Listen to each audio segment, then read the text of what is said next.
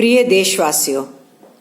आज देश की ही नहीं पूरी दुनिया की नज़र हिंदुस्तान में चल रहे किसान आंदोलन की तरफ है।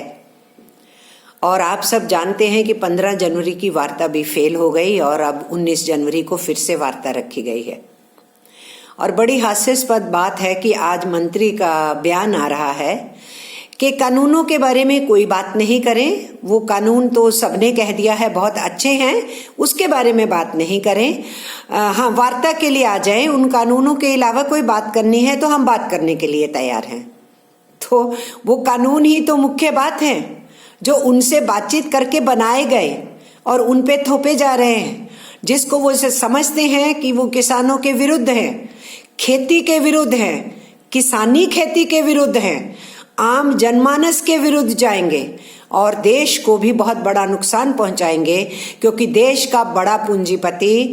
कारपोरेट घराने और दुनिया के कारपोरेट घराने खेती करेंगे और किसान खेती से बाहर फेंक दिया जाएगा। तो ये बात किसानों ने तो समझ ली, उनके परिवारों ने भी समझ ली, लेकिन सरकार इसको इसलिए समझना नहीं चाहती क्योंकि वो कारपोरेट घरानों के हित में और विदेशी कंपनियों के हित में ही इन कानूनों को बना रही है। बहरहाल वो कह रहे हैं वार्ता के लिए आते जाइए, किसान आंदोलन भी वार्ता के लिए तैयार है, आप बुलाते रहिए। वो तो कह रहे हैं 1000 बार बुलाओगे तो हम आएंगे, लेकिन हमारी मुख्य मांग ही ये है कि आप उन कानूनों को वापस लीजिए, फिर हमारे साथ नए सिरे से बैठिए और फिर हम कानून मिलके बनाते हैं। और एमएसपी को भी हम लीगल कानूनी करार करवाना चाहते हैं, उसके ऊपर भी कानून बने और जो बिजली का कानून है उसको भी वापस लिया जाए, ताकि देश की खेती किसानों के हाथ में सुरक्षित रहे और देश के आवाम को अनाज की जो जरूरतें हैं, आवश्यकताएं हैं, सब्जियों भाजियों की, फलों की, उनकी भी पूर्ति होती रहे। और देश जो अभी भी कृषि प्रधान देश है, जो अभी भी हमारी खेती करोड़ों इंसानों की, उनके परिवारों की रोजी रोटी का जरिया है, उसको बचाने का ये आंदोलन है और उसकी वार्ता के लिए वो सरकार से मुस्तैद तैयार हैं। मैं ये कहना चाह रही हूँ एटक की तरफ से कि इस आंदोलन की मजबूती भी हमने देखी है, उसकी सूझबूझ भी देखी है, दृढ़ निश्चय भी देखा है और बहुत ही संयम देखा है, बहुत अनुशासन देखा है। जहां जहां पर सिट इन लगा हुआ है किसानों का, वहां पर देखने वाला माहौल है। किस तरीके से बच्चे से लेके जवान से लेके लड़के और लड़कियों से लेकर के पढ़ने लिखने वालों से लेकर के बुजुर्ग औरतों और बुजुर्ग पुरुषों से लेकर के हर कोई इस आंदोलन के कारण को समझ रहा है, मांगों को समझ रहा है और मजबूती से मैदान में डटा हुआ है। तो संयम से, सूझबूझ से चलाया गया ये आंदोलन लगातार कुछ ना कुछ इनोवेटिव तरीके से कार्यक्रम भी दे रहा है। एआईटीयूसी की तरफ से हमने उनके हर कार्यक्रम का समर्थन किया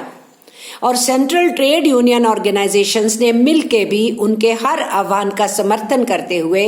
हिस्सेदारी निभाई। और अब एक और कड़ी है, 18 तारीख को महिला किसान दिवस मनाया जा रहा है। इन काले कानूनों को जलाने का काम उन्होंने उस दिन किया जिस दिन लोहड़ी थे, और अब 18 जनवरी को महिला किसानों को आदर और सम्मान देते हुए वो महिला किसान दिवस का आह्वान किया। एआईटीयूसी की तरफ से, एटक की तरफ से मैं सभी यूनियनों को ये कहना चाहती हूँ, केवल महिलाओं के लिए ही नहीं है ये संदेशा जो मैं दे रही हूँ, महिला और पुरुष जो सब यूनियनिस्ट हैं मैं उनको कह रही हूँ, इस महिला किसान दिवस के ऊपर ज्यादा से ज्यादा बड़े पैमाने पर अपनी हिस्सेदारी निभाएं। विशेष करके हमारी जो महिला कर्मी हैं, चाहे वो दफ्तरों के काम करने वाली हैं, चाहे वो पब्लिक सेक्टर के अंदर काम कर रही हैं, सर्विस सेक्टर में है कि मैन्युफैक्चरिंग में है कि प्रोडक्शन में है कि खादानों में है कि वो आशा वर्कर हैं, वो आंगनवाड़ी वर्कर हैं या मिड डे मील वर्कर्स हैं, डोमेस्टिक वर्कर्स हैं, वो हॉकर्स हैं कि वेंडर्स हैं, किसी भी क्षेत्र में है, चाहे निर्माण के क्षेत्र में है, चाहे बीड़ी उद्योग में है, चाहे राखी बनाने में लगी हुई हैं, और चाहे घर के अंदर बिंदी पे ग्लू लगाने में और नफ्थलीन की गोलियां पैक करने में लगी हैं, या तिल्ले और गोटे लगाने में लगी हुई हैं, जो भी वो काम करते हैं, उन महिलाओं को जो उनको नजदीक जगह पड़े जहां पर ये किसानों का आंदोलन चल रहा है, वहां समय निकाल के जाना चाहिए, अपनी एकजुटता जतानी चाहिए महिला किसान दिवस के ऊपर। और जो अपने दफ्तरों में है, पब्लिक सेक्टर के अंदर है, काम में रहेंगे, उनको भी किसी किस्म का बैज बना के पुरुषों और स्त्रियों को अपने हाथ से बनाइए, कागज के टुकड़े पे बनाइए, उसके ऊपर लिखिए कि मेरा किसानों की इन मांगों के ऊपर समर्थन है, मैं आज किसानों के साथ हूं, मजदूर किसान एकता जिंदाबाद। लगाइए, उसको बैच लगाइए, पट्टी लगाइए, कुछ ना कुछ इस 18 तारीख के महत्व को समझते हुए हमें भागीदारी निभानी है। इसके साथ साथ मैं ये भी कहना चाहती हूं कि जवाब होगा ये सत्ताधारी पार्टी के उन भक्तों को जिन्होंने ये कहा कि महिलाओं को घर भेज दो, किसान आंदोलन के नेताओं से कहा महिलाओं को घर भेज दो। ये उनको करारा जवाब होगा, क्योंकि किसानी में महिला भी हैं और हिंदुस्तान के संविधान में तो बराबरी का हक है। सामाजिक, आर्थिक, सांस्कृतिक, राजनीतिक हर जगत में बराबरी का अधिकार है। लिंग के आधार पे कोई भेदभाव नहीं है और उस अधिकार में आवाज उठाने का अधिकार है, हक उठाने की बात है, और उसके अंदर संगठन बनाने की और आंदोलन करने का भी बराबर का हक है पुरुषों और स्त्रियों का। तो 18 जनवरी को मुस्तैद होके महिला किसान दिवस के इस दिवस को, किसान संगठनों के द्वारा दिए हुए नारे को सफल बनाने में हम जुडिशरी के कुछ लोगों को भी जवाब देंगे, जिन्होंने इंडियन कॉन्स्टिट्यूशन के विरुद्ध अपनी राय दी और कहा कि महिलाओं को किसानों के इस आंदोलन से घरों में वापस भेज दो। महिला आंदोलन नहीं कर सकती। जिनको संविधान की रखवाली करनी है वो अगर इस किस्म की बात कहेंगे तो फिर इस देश के अंदर डिस्क्रिमिनेशन के खिलाफ, भेदभाव के खिलाफ जो हमारा संविधान बात करता है, फिर उसकी रक्षा कौन करेगा? इसलिए ये उनको भी बहुत बड़ा जवाब होगा। तो ही मैं ये कह रही हूं कि इसकी कामयाबी में मैदान में उतरो। एक बात मैं और कह दूं, सत्ता में बैठे लोग हों या सत्ता के बाहर हों, जो ये समझते हैं कि महिलाओं का समाज की प्रगति में योगदान नहीं है, या देश के आजादी के आंदोलन में योगदान नहीं है, या देश को बनाने में उनका योगदान नहीं है, तो वो मैं ये समझूंगी या तो वो सच्चाइयों से वाकिफ नहीं है, या वो कूड़ दिमाग हैं, या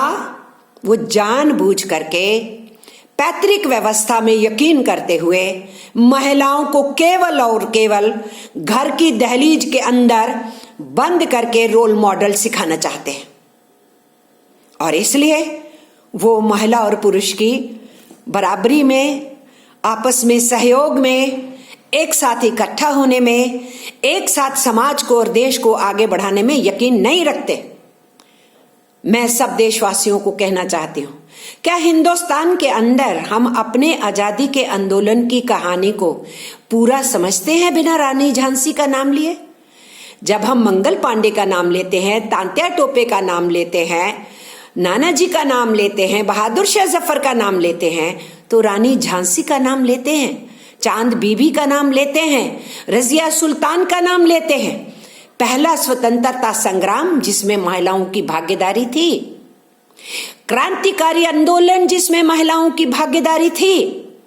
भगत सिंह, सुखदेव, राजगुरु, बटुकेश्वर दत्त, वो सारे के सारे क्रांतिकारी, रामप्रसाद बिस्मिल, अशफाक उल्लाह, रोशन लाहिड़ी, वो सबके सब लोग दुर्गा भाभी को भूल सकते थे वो महिलाओं के उन जत्थों के जरिए से उनके आंदोलन के कम्युनिकेशन को संभालती थी, पीछे सारा काम देखती थी, एक जगह से दूसरी जगह सुरक्षित कैसे पहुंचना है उसका इंतजाम करती थी। और फिर अगर मैं बात करूं नेताजी सुभाष चंद्र बोस की, जिन्होंने कहा तुम मुझे खून दो मैं तुम्हें आजादी दूंगा, जिन्होंने आजाद हिंद फौज इजाद की और फिर उसको आगे बढ़े हिंदुस्तान को अंग्रेजों से की दास्ता से मुक्त कराने के लिए, उनका अपना योगदान था।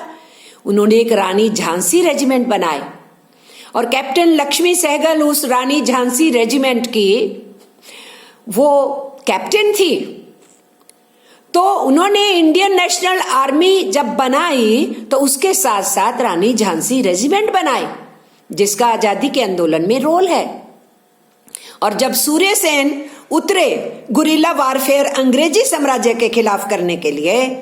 उनकी टीम में पुरुष थे तो स्त्रियां थी, नौजवान विद्यार्थी थे तो नौजवान विद्यार्थी लड़कियां थे। तो वो शिक्षकों और विद्यार्थियों की वो टोली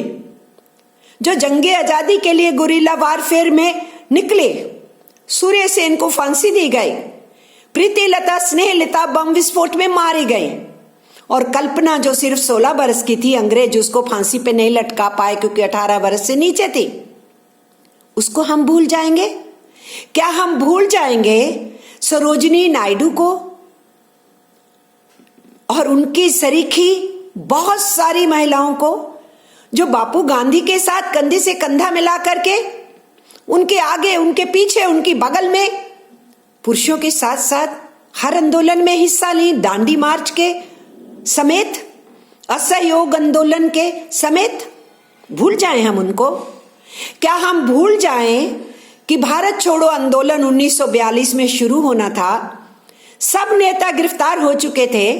तो 9 अगस्त 1942 को वो युवती अरुणा जिसने बॉम्बे के मैदान में झंडा फहराया और भारत छोड़ो आंदोलन का आगाज किया और क्विट इंडिया मूवमेंट शुरू हो गई, वो अरुणा जिसको अरुणा असफ अली के नाम से आज देश जानता है, कौन सा ऐसा पड़ाव है जिस पड़ाव के अंदर हमारे देश की महिलाओं ने, बच्चियों ने, बुजुर्गों ने रोल नहीं अदा किया? आज कौन सी यह सरकार बैठी है जिसके अंधभक्त अगर ये पाठ पढ़ाने की कोशिश कर रहे हैं कि महिला को आंदोलन के अंदर हक नहीं है खड़े होने के लिए, वो धूप नहीं सह सकती, वो कष्ट नहीं सह सकती, वो ठंड नहीं सह सकती, वो अपने बच्चे को गोद में लेके नहीं आ सकती। रानी झांसी अपने दत्तक पुत्र को पीठ के ऊपर बांध करके घोड़े पे निकल पड़ती है, तलवार लेकर के अंग्रेजों का मुकाबला करती है, पीठ नहीं दिखाती है, कुर्बान हो जाती है। और आज ये कह रहे हैं कि बच्चों को ले जाओ, महिलाओं को ले जाओ वहां से। किनको मानती हैं ये? मैं कहना चाहती हूं ये माई भागों को मानती हैं, हमारी स्वतंत्रता सेनानी महिलाओं को मानती हैं, ये बेबे नानकी को मानती हैं जो नानक की बड़ी बहन थी और नानक उनको सबसे ज्यादा आदर सम्मान देते थे। कौन है ये महिलाएं? जो माता गुजरी, जिनके 4 साहिबजादे शहीद हो गए। वो बच्चे शहीद हो सकते थे, आंदोलनों में आ सकते थे। 9 साल का गोविंद बोल रहा है अपने पिता की तरफ इशारा करके, 20 जनवरी को है गुरु तेग बहादुर जी का दिन, वो इशारा करके कह रहा है दबे कुचलों को, जिनको हुकूमत कुचल रही थी, कि चिंता नहीं करो, आपको किसी की कुर्बानी की आवश्यकता है तो इनको, पिता की तरफ इशारा करके कहा कि मैं इनसे कहूंगा कि ये आपकी मदद में मैदान में उतरे। तो 4 साहेबजादे कुर्बान हो जाएं और गोविंद अपने पिता को कुर्बानी के रास्ते की तरफ निकाल दे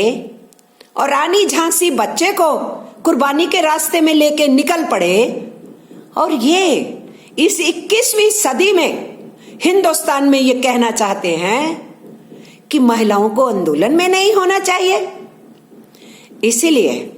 मैं ये समझती हूं कि कल के दिन का 18 जनवरी का बहुत बड़ा महत्व है केवल किसान आंदोलन में जुड़े हुए लोगों को ही नहीं, हमारी जो कर्मचारी बहनें हैं, हमारी कामकाजी बहनें हैं, उनको भी बहुत बड़े पैमाने पे इस आंदोलन में भागीदारी निभानी चाहिए।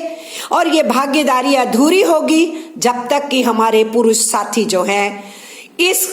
कल के कार्यक्रम को बहुत शानदार अंजाम नहीं देते। कार्यस्थलों पे भी और कार्यस्थल के बाहर भी, सड़कों के किनारों पे भी, और जहां आंदोलन चल रहे हैं वहां भी। इसलिए मैं आज आपके बीच में ये बातचीत करने के लिए पहुंची हूँ, संदेशा देने के लिए पहुंची हूँ। और मैं बहुत आशावान हूँ। ये बहुत संयम से, सूझबूझ से, अनुशासन से चलता हुआ आंदोलन, हिंदुस्तान के संविधान को सलाम करता हुआ ये आंदोलन,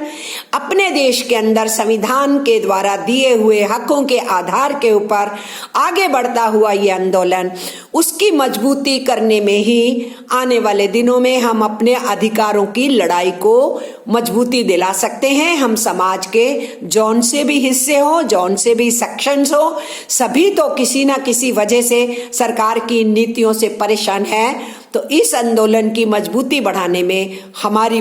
सबकी भी मजबूती है। इतना ही कहते हुए एक बार फिर 18 जनवरी भूले नहीं, महिला किसान दिवस मनाएं। आप सबको मेरा नमस्कार, सत श्री अकाल, सलाम और जय हिंद।